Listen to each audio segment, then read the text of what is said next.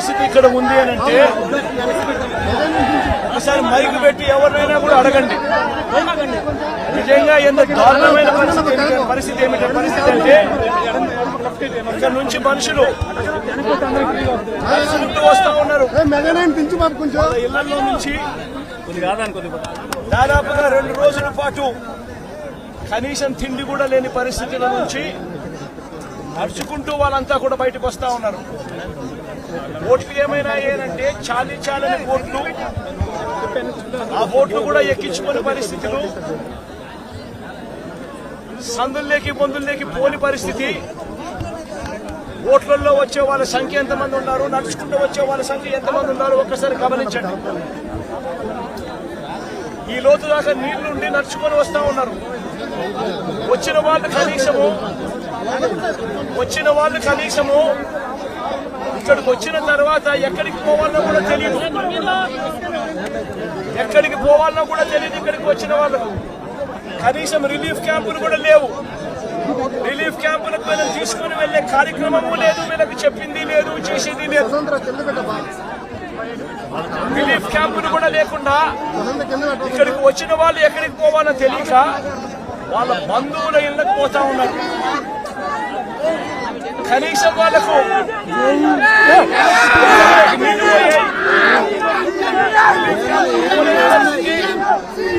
Relief క్యాంపులు పెట్టని పరిస్థితి. కనీసం ఎవరికైనా సహాయం చేశారా, కనీసం కాస్త డబ్బులు ఇచ్చారా అంటే ఒక్కరికి కూడా ఒక దమ్మిడి పైసా కూడా ఇవ్వలేదు. కనీసం దమ్మిడి రూపాయి కూడా డబ్బు ఇవ్వలేదు. నిజంగా ఇంత దారుణంగా ఉన్న పరిస్థితులు బహుశా ఎప్పుడూ కూడా చూసే ఉంటాం. ఆశ్చర్యం కలిగించే విషయం ఏమిటి తెలుసా, ఈ ఫ్లడ్స్ ఏదైతే చెప్తా ఉన్నారు, ఈ రోజు ఈ ఫ్లడ్స్ ఏదైతే కనిపిస్తా ఉన్నాయో ఇవి స్వయంగా మ్యాన్ మేడ్ ఫ్లడ్స్. ఇది మ్యాన్ మేడ్ ఫ్లడ్స్ అంటే దాని అర్థం ఏమిటి అంటే ప్రభుత్వం స్పందించాల్సిన రీతిలో స్పందించకపోవడంతో ఈ రకంగా అన్యాయమైన పరిస్థితి నెలకొని ఉంది. ఆలోచన చేయమని అడుగుతా ఉన్నా. ఇంతకు ముందు కూడా వరదలు వచ్చాయి, ఇంతకు ముందు కూడా ఫ్లడ్స్ వచ్చాయి. ఇప్పుడు పడిన వర్షం కన్నా ఇంకా ఎక్కువ వర్షాలు కూడా పడ్డాయి. కానీ ఏ రోజు కూడా మనుషులు చనిపోయిన పరిస్థితులు ఏ రోజు రాలా.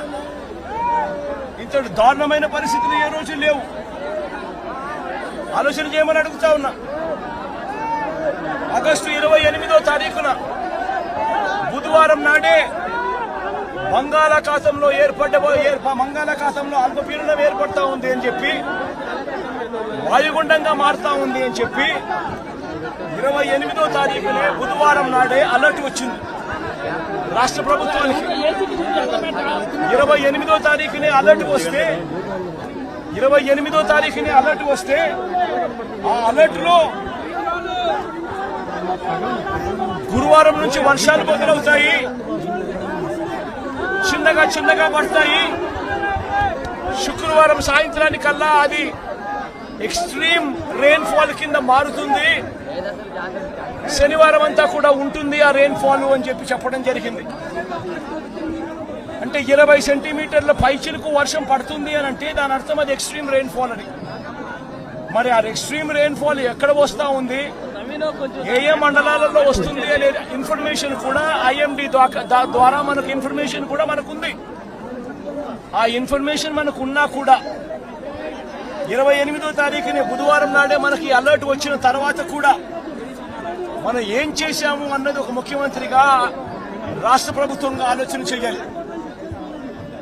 28వ తారీఖున అలర్ట్ వచ్చిన వెంటనే ఆ అలర్ట్ లో ఎక్స్ట్రీమ్ రెయిన్ ఫాల్ పడుతుంది.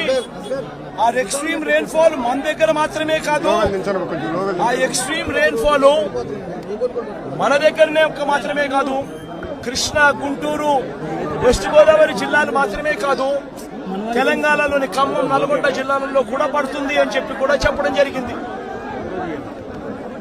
క్యాష్మెంట్ ఏరియా మొత్తం కృష్ణానది క్యాష్మెంట్ ఏరియా భీకరంగా తయారవుతుంది అని కూడా ఆ రిపోర్ట్ లో చెప్పడం జరిగింది. 28వ తారీఖున వాళ్ళు అలర్ట్ చేసిన రిపోర్ట్లు. మరి ఒక వైపున ఏం చేయాలి ప్రభుత్వం అన్నాక, ఆల్రెడీ డ్యాములు చూస్తే శ్రీశైలము, నాగార్జున సాగర్, పులిచింతల డ్యాములు ఆల్రెడీ ఇప్పటికే ఫుల్ గా నిండున్నాయి. ప్రభుత్వం అనేది చేయాల్సిందేముంది? వెంటనే ప్రభుత్వం ఇరిగేషన్ డిపార్ట్మెంట్ తోనూ, రెవెన్యూ డిపార్ట్మెంట్ తోనూ, హోమ్ డిపార్ట్మెంట్ తోనూ రివ్యూ కార్యక్రమం చేసి ఈ రకంగా తుఫాన్ రాబోతా ఉంది. డ్యాములు అయితే పూర్తిగా నిండున్నాయి ఇప్పటికే. ఆ నిండు ఉన్న డ్యాముల పరిస్థితుల నేపథ్యంలో, తుఫాను వస్తా ఉన్న నేపథ్యంలో ఏ రకంగా దీన్ని డీల్ చేయాలి అని చెప్పి ఒక ప్రణాళికాబద్ధంగా ఒక కార్యక్రమం చేయాలి. శ్రీశైలం నుంచి, నాగార్జున సాగర్ నుంచి, పులిచింతల నుంచి కనీసం 60-70 టీఎంసీల నీళ్లను అక్కడ నుంచి తగ్గించి అక్కడ వాటర్ ఫ్లడ్ కుషన్ ఏర్పాటు చేసుకోవాలి. అక్కడ వాటర్ ఫ్లడ్ కుషన్ ఏర్పాటు చేయకపోవడం వల్ల కృష్ణానదిలో వరదలు రావడం, ఒకవైపున తుంగభద్ర నుంచి కురిసిన వర్షాల నేపథ్యంలో దాదాపుగా 170 క్యూసెక్ల నీళ్లు తుంగభద్ర నుంచి నీళ్లు రావడం, ఇది కూడా మనకి ఇన్ఫర్మేషన్ ఉంది. సిడబ్ల్యూసీ వాళ్ళు కూడా రిపోర్ట్ చెప్తా ఉన్నారు. ఈ నెల 30వ తారీఖు నుంచి శ్రీశైలంలోని కృష్ణానది ఇంకా భీకరంగా, కర్ణాటక నుంచి, మహారాష్ట్ర నుంచి కూడా వర్షాల వల్ల భీకరంగా నీళ్లు వస్తాయని చెప్పి శ్రీశైలంలో నీళ్లను తగ్గించి ఉండింటే, తుంగభద్ర నీళ్లు శ్రీశైలంలోను, నాగార్జున సాగర్ లోను అపికర ఉండగలిగిందంటే ఆ వాటర్ ఫ్లడ్ కుషన్ ఏర్పరచుకోవడం వల్ల దాదాపుగా సబ్స్టాన్షియల్ గా నీటిని అక్కడే మనం కట్టడి చేసి ఉండొచ్చు. అది కాక కృష్ణానదికి సంబంధించి తెలంగాణ నుంచి వస్తా ఉన్న నీళ్లు, మూసీ నది నుంచి వస్తా ఉన్న నీళ్లు, ఇవన్నీ కూడా పులిచింతల్లో కూడా ఆల్రెడీ నిండి ఉన్న కెపాసిటీ. అక్కడ కూడా నీళ్లు తగ్గించి ఉండింటే అక్కడ కూడా నీళ్లు ఆపి ఉండే పరిస్థితి. కానీ అవన్నీ ఏమీ చేయకుండా, ఎక్కడా కూడా నీళ్లు తగ్గించకుండా 30వ తారీఖు నుంచి నీళ్లు తగ్గించుకుంటూ వచ్చిందంటే ఒక 8 లక్షలు 9 లక్షలు క్యూసెక్కులు అలా పారుతా పోయిండు 30వ తారీఖు నుంచి.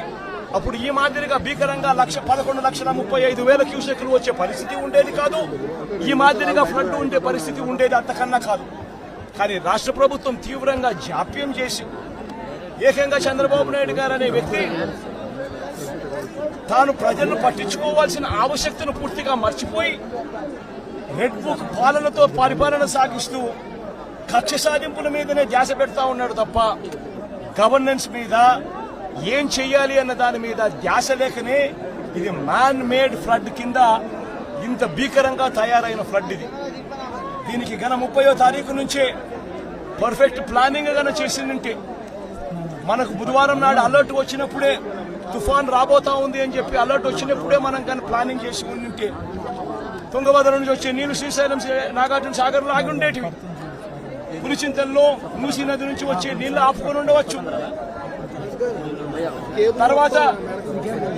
తర్వాత ఉపనదుల నుంచి వచ్చే నీళ్లు ఏదైతే ఉందో, ఆ ఉపనదుల నుంచి వచ్చే నీళ్లు పారినా కూడా ఇంత తీవ్రమైన డ్యామేజ్ ఎక్కడా కూడా ఉండే పరిస్థితి కూడా ఎక్కడా ఉండదు. బుడమేరు అనేది బుడమేరు నుంచి వరదలు వస్తా ఉన్నాయని తెలుసు. బుడమేరు నుంచి వస్తా ఉన్న వరదలను కూడా ఇక్కడనే పంపించే కార్యక్రమమే చేశారు. శనివారం రాత్రి ఒక అలర్ట్ లేకుండా, ఒక సిగ్నల్ లేకుండా నీళ్లు బుడమేరు నుంచి గేట్లు ఎత్తేశారు. ఎంత దారుణమైన పరిస్థితి అనంటే, వెలగలేరు హెడ్ రెగ్యులేటర్ కు సంబంధించిన లాకులను 11 లాకులను శనివారం రాత్రి అర్ధరాత్రి దాటిన తర్వాత ఎత్తారు. అలర్ట్ లేదు. ఇక్కడ ఈ ప్రాంతంలో ఉన్న ప్రజలకు కనీసం చెప్పడం లేదు. ఎత్తేసినారు. ఎందుకు ఎత్తినారు? చంద్రబాబు నాయుడు గారు ఉన్న ఇల్లు, కరకట్టు మీద ఉన్న ఇళ్లకు ఆ ఇంటికి సంబంధించిన ఆ నీళ్లు పోకుండా రక్షించుకునే దానికోసం విజయవాడలోని ఈ ప్రాంతాన్నంతా కూడా నీటిమయం చేశారు చంద్రబాబు నాయుడు గారు.